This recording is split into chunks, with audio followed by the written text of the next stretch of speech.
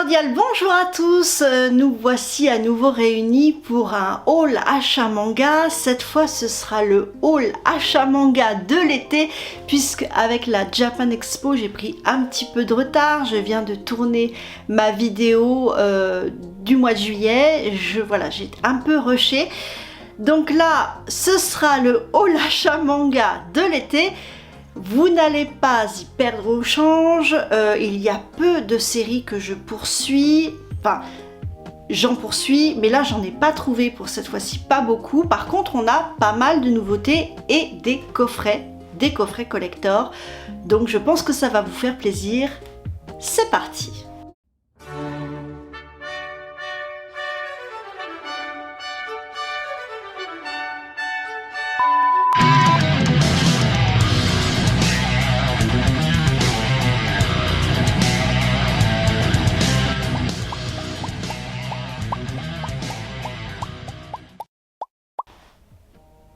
Donc on commence comme d'habitude par les séries que je poursuis, il y en aura peu. Il y a une que j'avais recommandée sur TikTok, que j'avais vraiment bien aimée, c'est une duologie que l'on trouve chez Komiku. Je veux parler du Souffle des légendes, une très belle couverture, une aventure fantasy sur un duo de, d'agents d'un sanctuaire qui répertorient les bêtes mythiques de leur monde, qui font le point sur la situation. On a Lal Viento et Gillette Crashed, son assistante, assez peu commode, mais Lal est assez non conforme et du coup il se jette dans des aventures souvent inopinées, mais le dessin est très joli et il fait plein de rencontres, c'est passionnant, c'est même sociétal version fantasy, j'aime bien. Donc je vous montre quelques petits passages. J'ai bien aimé le trait, je sais pas si on va tomber sur, donc là c'est son assistante, là c'est le protagoniste principal. Voilà, ils vont faire des rencontres encore et toujours très différentes. Mais j'ai vraiment bien aimé et je devais compléter, je n'avais que le premier, je voulais compléter, je l'ai enfin acheté. Voilà, une bonne chose de faite. Voilà. Donc, le Souffle des légendes, chez Komiku en, s'il veut bien, en 2 tomes. Voilà, franchement c'est assez cool, ce n'est que 2 tomes, donc penchez-vous sur la question. Ensuite, un coup de cœur que j'ai eu dans une maison tout autant coup de cœur et qui rentre un petit peu dans ce mood intrigue de palais, mais pas tout à fait non plus, puisque je veux parler du Palais des Assassins. Voilà, tome 3. Donc toujours avec Karine qui essaye de se faire des amis, qui fait des rencontres, et bon évidemment qui est notre fameuse assassin qui protège l'empereur de ce pays. Voilà, c'est très agréable à regarder, c'est dynamique, c'est humoristique. Moi j'aime bien cet esprit intrigue de palais comme de la même maison, on veut parler de Ki-hoon bien sûr. Les carnets de l'apothicaire, regardez, une très belle double page, mais ça n'a rien à voir, ce n'est pas du tout le même esprit. Pourtant c'est passionnant à suivre, le chara-design est superbe, vraiment je me régale sur cette série. Donc j'espère que vous aussi, en tout cas, je vous la recommande chaudement. Ouais, c'est pas mal, hein? Ah ouais, c'est pas mal, on est d'accord. Donc une très jolie couverture avec Karine et peut-être sa nouvelle amie. Hein, moi je sais pas de quoi exactement il s'agit pour l'instant. Mais très sympa, chez Ki-hoon, un seinen pour l'instant en 3 tomes. On attend de voir la suite. Et pour finir dans la pile à lire des suites de mes séries, un grand classique, j'avais fait une vidéo dédiée dessus sur ma chaîne puisque j'aime d'amour ce titre. Je veux parler de Shadows House. Voilà, si la caméra veut bien. Elle est un petit peu capricieuse, la voilà. Donc bien sûr avec Emilico et Kate, le tandem infernal de ce manoir qui ne laisse aucun répit aux ombres qui font vraiment vivre une vie de bourrique aux jeunes ombres et aux jeunes humains de ce manoir. Il y a l'animé qui est sorti déjà et qui est assez bon, franchement, j'ai passé du bon temps devant, même si on raccroche pas tous les wagons par rapport au manga. Donc c'est un manga qui est édité chez Glénat. Je vous montre quelques passages bien sûr au hasard. Oh oh! Et voilà, beaucoup de détails. Ça, c'est ce que j'aime beaucoup dans le duo Somato, c'est qu'ils aiment bien nous montrer plein de petits détails du quotidien, vestimentaire, etc. Donc toujours, pareil, on est un peu dans le même esprit, comment dire, intrigue, mais pas intrigue de palais, là, ça va être intrigue du manoir. Voilà. Et c'est plutôt vraiment un bon petit thriller comme il faut. Pourtant c'est avec des enfants, mais ça il ne se laisse aucune chance. Et sans être sanguinolent, c'est quand même assez glaçant. Donc vraiment une excellente série que je poursuis avec beaucoup de joie. Maintenant, ça y est, c'est déjà fini. On passe aux nouveautés que j'ai dénichées pour vous et pour moi. J'ai fait confiance à un autre youtubeur que j'aime beaucoup, que je suis à titre particulier. Je veux parler de Nota Bene, un spécialiste de l'histoire qui nous recommande ce manga édité chez Omake Manga, que j'aime beaucoup aussi comme maison d'édition. Ça s'appelle La Lame du Samouraï. Voilà, si ma caméra le veut bien. Elle est vraiment capricieuse. Bon, c'est pas grave. Je vais vous l'ouvrir. Donc, pour faire un rapide résumé, c'est un samouraï à la retraite qui est donc très reconnu pour sa technique et qui doit reprendre du service pour l'honneur de son clan. Donc c'est tout un programme. Franchement, quand j'ai feuilleté, j'ai bien aimé le chara-design. Je pense que c'est, connaissant Nota Bene et son exigence, je pense que c'est très complet, plutôt bien documenté historiquement. Et moi j'aime bien ces histoires de samouraïs, ça c'est un petit peu mon péché mignon et également j'aime bien me plonger, surtout l'époque Edo. Là je ne sais pas si c'est exactement ça, mais en tout cas ça a l'air dynamique au niveau du trait, les personnages ont l'air bien travaillés. Franchement, il y a l'air d'avoir de la matière, donc je pense que je vais avoir une belle lecture. Et donc avec cette recommandation de Nota Bene. Hop. Alors, rien à voir. Je pars sur un titre qui semble s'inspirer d'Alice au Pays des Merveilles. J'ai été attirée par la couverture, comme d'hab, hein, la bleue. Oui, mais je pense que c'est un traitement différent d'Alice au Pays des Merveilles. Ce n'est pas un simple traitement classique de l'histoire. Je pense que le duo d'auteurs est allé beaucoup plus loin. Ça s'appelle Alice in Kyoto Forest. C'est très très joli au niveau de la couverture. On est chez Delcourt Tonkam.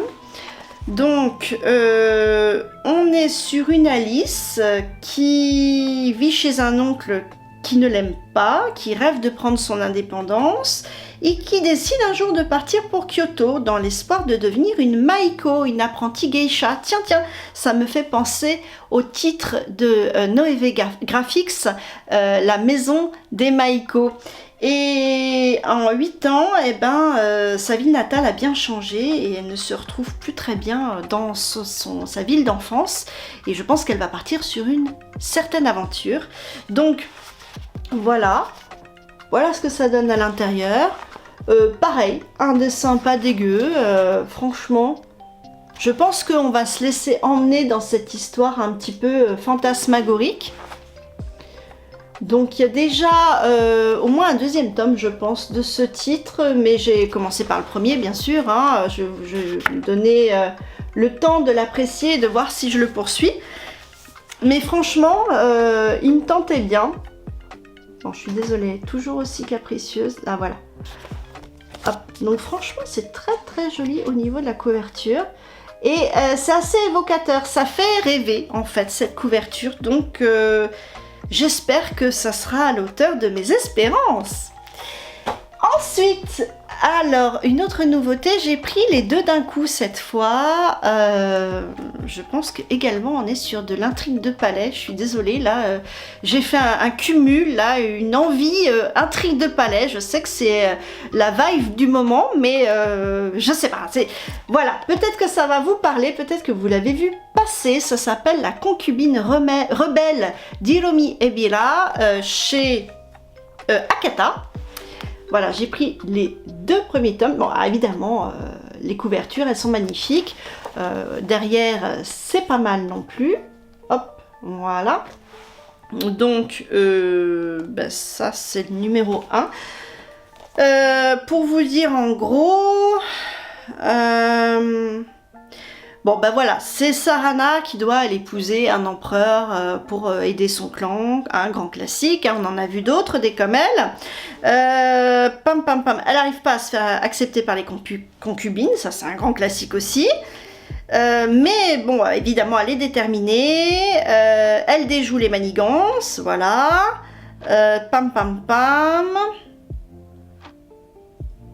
Alors, j'avoue, qu'est-ce qu'elle fait d'autre que les autres n'ont pas?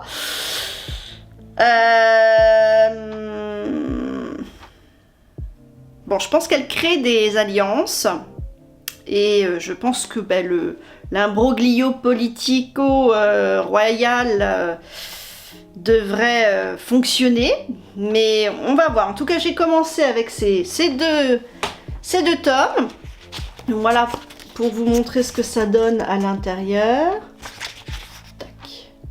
Ouais, toujours un dessin agréable. Voilà. Donc on est dans une Chine fantasmée. Bon, ça a l'air d'être aussi une jeune femme assez sportive, assez guerrière. Je pense qu'elle sait se défendre. Hop. Donc bon, j'attends de voir ce que ça donne, mais je pense que ça peut être sympa à essayer. En tout cas, voilà, je suis allée pour l'instant sur 2 tomes, donc à voir ce que ça donne. Alors ensuite, beaucoup d'espérance sur ce nouveau titre du Lézard Noir. En général, c'est plutôt sympa ce qu'ils font. C'était évocateur, là aussi ça m'a fait un petit peu rêver. Je veux parler de Couteau et Piment Vert, pardon, hop, j'y arrive. Couteau et Piment Vert, déjà j'adore les couvertures, vraiment sympa. Donc j'ai pris les 2 premiers titres, les 2 premiers tomes. Donc on est en 1951, je vais y arriver, on est en 1951. La fille aînée d'une famille d'un restaurant traditionnel a perdu son époux pendant la guerre, donc elle est veuve. Elle travaille dans un hôtel et pour échapper à la faillite, sa famille lui demande de conclure une alliance matrimoniale avec une autre famille. Les 2 promis se désistent tour à tour, obligeant finalement Ishika à épouser Amane, 19 ans à peine, Benjamin froid et direct de la fratrie. Eh ben, je reconnais que je m'y attendais pas, j'avais pas regardé le résumé. Oui, alors ça peut peut-être poser question, sachant que cette jeune femme est quand même plus âgée que son promis. Mais je pense que ça peut être aussi une histoire intéressante, sociétale et sans doute romantique à la fin. Donc voilà ce qu'on peut trouver à l'intérieur. On est dans l'hôtel où elle travaille. Bien sûr, on va avoir les papilles qui vont saliver au fur et à mesure, c'est certain. Voilà notre héroïne. Voilà le jour de son mariage. Ça n'a pas l'air d'être forcément la grande joie. Les premières fois avec son mari à table. Il y a de jolis... assez joli au niveau de... Oh. Oui, voilà. C'est pas forcément simple, je pense, ce genre de vie matrimoniale. Mais c'est assez atypique et original, je pense, comme pitch. Donc on va voir ce que ça donne. J'ai plutôt bon espoir, je suis plutôt assez confiante. Donc voilà, je ne sais pas si vous en avez entendu parler. Mais bon, en tout cas, moi, ça m'avait beaucoup plu au niveau des couvertures, comme d'hab. Hein. Mais je ne m'inquiète pas, je pense que ce sera bien. Alors, ensuite, rien à voir. J'ai pris un shoujo, ça m'arrive assez rarement. Mais il y avait un côté un petit peu plus torturé. Puisque ça s'appelle Scar and Romance. Voilà. Voilà, elle est sympa ma caméra. Donc, il s'agit de Sumire, qui est une lycéenne qui rêve de tomber amoureuse. Et un jour, elle se retrouve à côté de Léo, qui est un petit peu plus âgé qu'elle, qui reprend ses études en fait. Et donc, évidemment, il y a des rumeurs terribles sur lui parce qu'il a des cicatrices, dont une sur le visage. Donc, ce serait un voyou certainement. Oh là là. Et puis en fait... elle voit un jour Léo se faire attaquer, elle s'interpose et elle apprend de fil en aiguille progressivement à le connaître. Mais en fait, c'est pas une inconnue pour le jeune homme. Voilà le pitch. Donc, ça peut avoir un peu de profondeur, tout ça. Ça peut être mieux qu'une petite bluette, une petite histoire fleur bleue. C'est ce que j'en attends en tout cas. Donc voyons ce que ça donne. Comme d'habitude, si vous voulez intervenir en commentaire, n'hésitez pas. Je sais qu'il y a des fans de shoujo également ici. Donc ce premier tome de Scar and Romance chez Pika Édition. Ensuite, alors ça m'arrive quand je cherche des nouveautés, quelquefois, mais alors, what? Je vais prendre un truc, personne n'en a jamais entendu parler, je sais même pas où je vais, je sais même pas ce que je prends, mais je sais pas, mon instinct me dit, allez, tu prends. Et là, j'ai pris chez Mao Édition Le Fauve des Nuées, déjà le titre, et ensuite la couverture. Franchement, j'ai trouvé ça superbe. Donc, on est sur l'histoire de la panthère nébuleuse de Taïwan, ok? Nanana, créature rare, redoutable,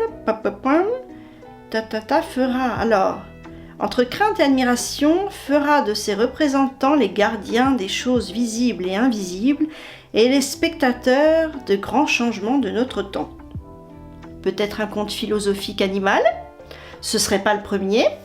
En tout cas, ça s'appelle Le Fauve des Nuées, le gardien des temps anciens, chez Mao Édition de Michael Shaw, auteur et dessinateur de ce titre.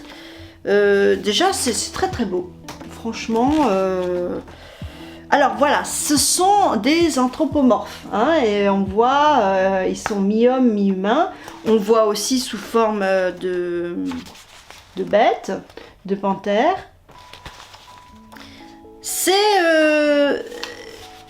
original, moi je trouve que ça change, pourquoi pas. Je pense être emmenée dans un monde atypique. Et franchement, il y a du travail derrière, ça se voit tout de suite. Donc je suis un petit peu moins familière de Mao Édition, mais franchement ce titre m'a parlé. Et regardez, c'est quand même magnifique cette double page. il faut apprendre à aller un petit peu au-delà des titres mainstream et essayer de prendre des risques. C'est ce que je fais régulièrement pour moi et pour vous. Il y a aussi pas mal d'humour, je pense. En tout cas, il est très mignon, ce jeune guépard. Voilà. Qu'est-ce que je peux vous montrer? Ah, il tire une tête. Une sacrée tête. Non, franchement, ah oui, il y a vraiment de tout.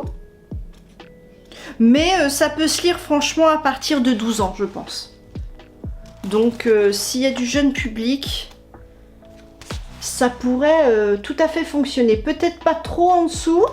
J'ai des choses qui peuvent être un petit peu plus impressionnantes. Je n'ai pas trop montré à l'écran, mais voilà. Mais sinon, c'est certainement original et intéressant. Donc, pareil, je vais découvrir ce titre pendant l'été, mais en tout cas c'est assez évocateur et ça change. Donc le fauve des nuées, le gardien des temps anciens chez Mao Édition. Alors le dernier de la pile des nouveautés, pareil, un truc, je savais pas trop ce que c'était. C'est chez Kurokawa, ça s'appelle Dans la peau de Miwa. Peut-être que vous l'avez vu passer, on en a un petit peu parlé sur les réseaux sociaux. C'est de Wei Aoki. Pour vous la faire courte, Miwa Kubota est une cinéphile qui a la trentaine.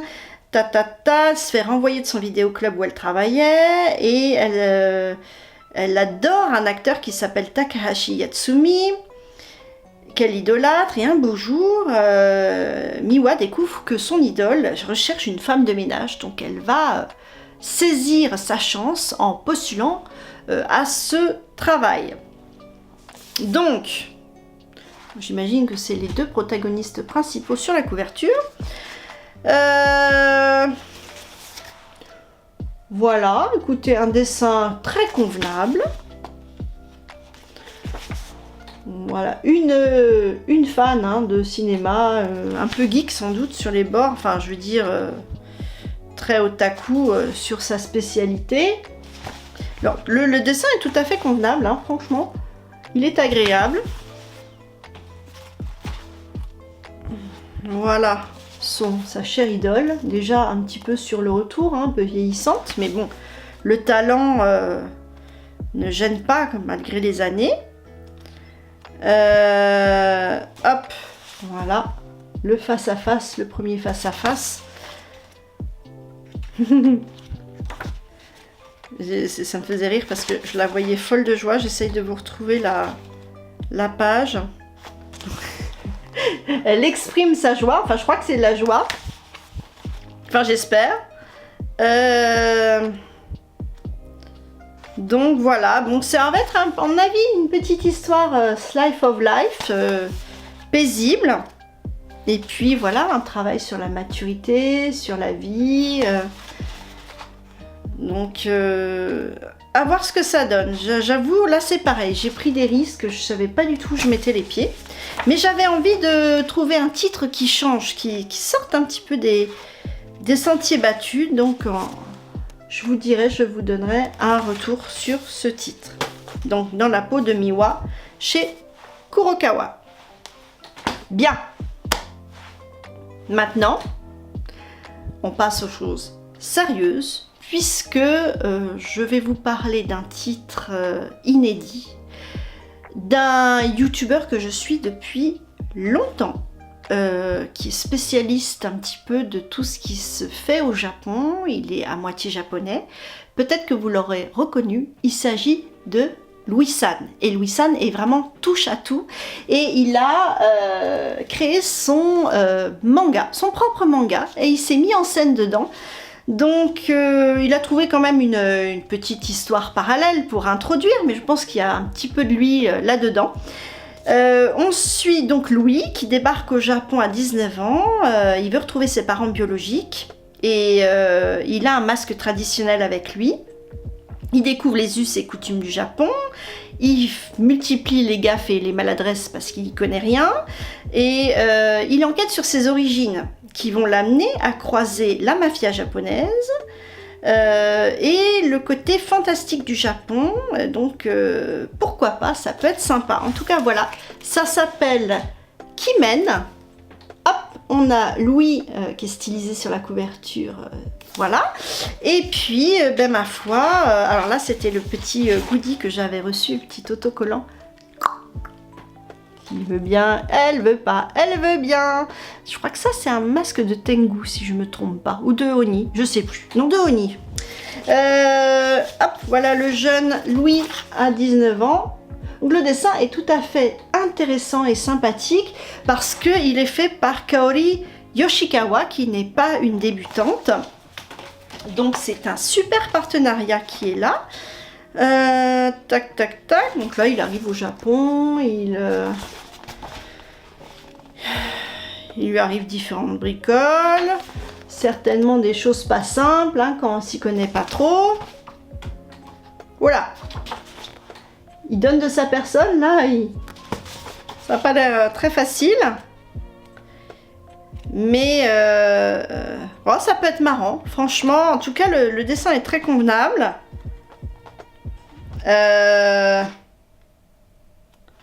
Et puis, ah oui, je comprends mieux maintenant. En fait, son masque va lui servir, mais je voudrais pas vous spoiler. Donc, je ne vais pas vous montrer les images qui sont en lien. Mais ça va lui servir. Donc, je comprends un petit peu mieux le lien avec la mafia ou les mauvais garçons. Ah, la pub qui est en passant. Et donc, il est avec une amie, là. Ils ont quelques amis, à moins que ce soit de la famille, je n'ai pas fait attention. Enfin, voilà, il va lui arriver plein d'aventures à ce cher Louis. Et il va faire plein de rencontres. Donc, non, franchement, c'est pas mal. J'ai hâte de le découvrir. En tout cas, j'ai beaucoup d'amitié pour ce créateur. Donc, je pense qu'il a tout donné dessus. Et j'espère qu'il aura conquis beaucoup d'autres personnes. Donc, voilà, c'est Kimen de Louis San. Alors vous allez dire que je ne suis pas sympa parce que je n'ouvre jamais mes collectors, je me laisse ce petit plaisir personnel en Suisse, au calme. Vous voyez, je ne sais pas si vous êtes comme moi, vous êtes là et vous ouvrez religieusement le collector, vous prenez le temps de découvrir, voilà, et puis après vous dégustez, et ben voilà. Donc j'ai pas envie de faire des ouvertures devant caméra un petit peu à la One Again avec une main d'un côté, la caméra de l'autre, enfin non. Donc, par contre, je vais vous montrer ce que j'ai choisi. L'excellent Criminal Fiançailles, tome 8, en édition limitée, a priori, avec une jaquette réversible. Donc, je suis toujours aussi fan. C'est de Asuka Konichi, comme toujours. Regardez cette couverture ultra glamour et sexy. Ah, c'est quand même un des couples les plus sexy que je connaisse dans le monde du manga. Ah, ils sont infernaux. Mais ils sont super sexy. Toc toc toc. Donc bah, on continue hein, notre petite demoiselle à avoir plein d'aventures avec son fiancé. Donc là, ah ouais, on a un paravent orné d'une illustration exclusive. Juste là. Voilà, je l'approche doucement. Alors je ne sais pas quelle est la taille du paravent, à mon avis c'est un paravent de poche, mais c'est pas grave, c'est un plaisir. Un livret d'archives spécial commenté par Asuka Konichi en exclusivité dans ce coffret juste là. Bien et également je sais pas, il y a deux, ah oui c'est ça, c'est la couverture réversible, voilà. Hop, et ça c'est celle du collector. Donc je vais me régaler. Voilà, ça se présente comme ça. Poup, poup. Bon, tant pis. Ça c'est mon premier collector. Ensuite, il y avait un titre que j'avais commencé à glaner comme ça quand je trouvais les tomes en seconde main. Et c'est un titre qui faisait un petit peu écho parce que je vous ai souvent parlé Call Game ou La fleur millénaire.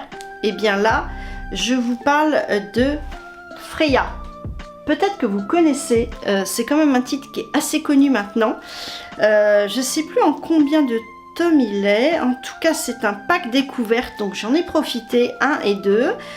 C'est de l'auteur ou de l'autrice, je pense, Keiko Ishihara. Et c'est chez Doki Doki. Alors, je suis désolée, c'est pareil, il n'est pas ouvert, donc je ne vous montrerai pas ce qu'il y a à l'intérieur, mais quand même, les dessins sont superbes et je pense que ça me plaira au niveau de l'histoire. Je suis assez confiante.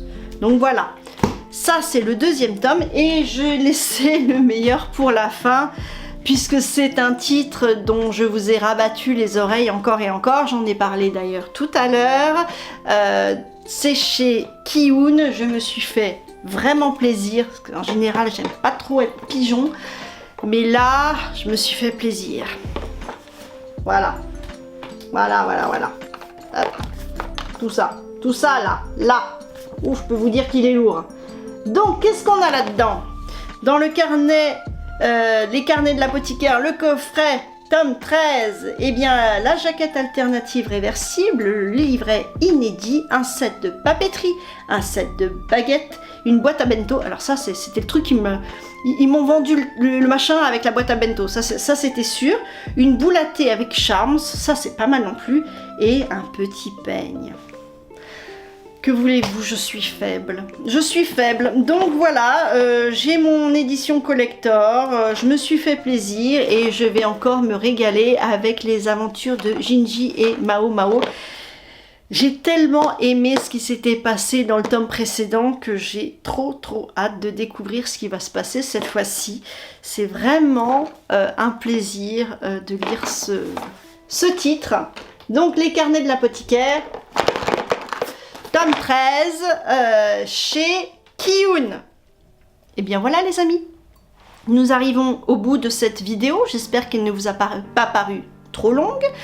Je dégoulinais de sueur, vous avez peut-être remarqué parce qu'il fait 32 dehors et que je n'ai pas voulu mettre de ventilateur pour ne pas faire de bruit périphérique. Mais je souffre, voilà. Mais c'est rien, j'aime souffrir pour vous. Et donc là maintenant, après une bonne douche, je crois que je vais aller lire un des titres de ma pile à lire de cet été. En attendant, je vous souhaite un très bon été à tous. Je vous retrouve à la rentrée, je vais faire une pause au mois d'août. Et voilà, ma foi, cordialement vôtre. À bientôt!